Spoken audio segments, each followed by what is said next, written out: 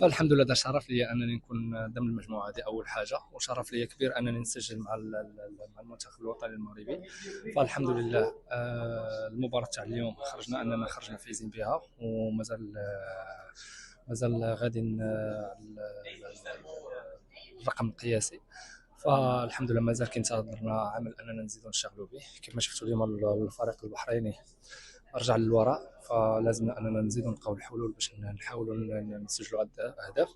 فالكره الثابته حل من الحلول كنا اشتغلنا عليهم، والحمد لله جاب الله التيسير.